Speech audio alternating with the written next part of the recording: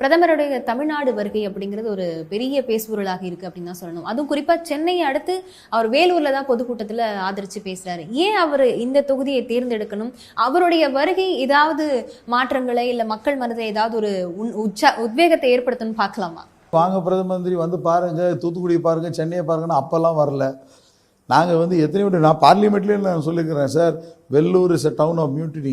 அதே மாதிரி குடியாத்தம் தான் வந்து உங்களுக்கு வந்து இந்தியாவோட முதல் தேசிய கொடியை நெஞ்ச பூமி, இது பாரம்பரியம், இவைகள்லாம் நிறைய திட்டங்கள் நான் அப்போல்லாம் எட்டி பார்க்கல. இன்றைக்கி அவர் வந்து 7-8 வேட்பாளர்கள் அறிமுகப்படுத்தி பேசியிருக்கிறார். தருமபுரியிலேருந்து எல்லாரும் நிறைய பேர் வேட்பாளர் அறிமுகப்படுத்தி பேசியிருக்கார்.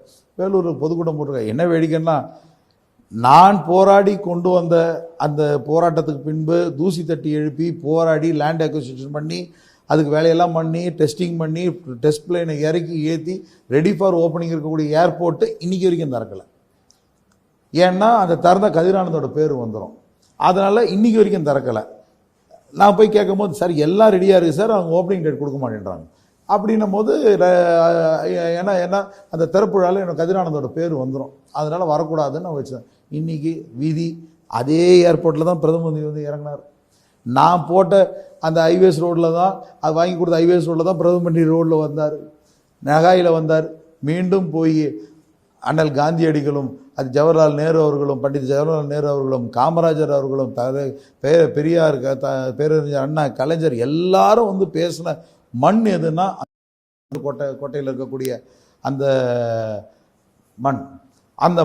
அந்த மண்ணை வந்து ஆர்கியாலஜி டிபார்ட்மெண்ட் பிடிச்சி வச்சுக்கிட்டான். உள்ள யாரும் பப்ளிக் யூட்டிலைசேஷன் பண்ணக்கூடாது. அதை போராடி நான் வாங்கி கொடுத்தவன் நான். அந்த மண்ணில் தான் நின்று அவர் நேற்று ஓட்டு கேட்டார். அதனால் அதான் கிட்டலாம் சொன்னேன், நான் போட்ட ரோட்டில் தான் மோடி அவர்கள் வந்து பிரச்சாரம் பண்ணிட்டு போகிறார். அது வந்து அவருக்கு பெருமையாக இருக்கலாம், எனக்கு தான் பெருமை. ஐ ஹவ் கிரியேட்டட் இன்ஃப்ராஸ்ட்ரக்சர் அந்த platform in Vellore which he has performed is a ட்ராமான்னு சொன்னேன்.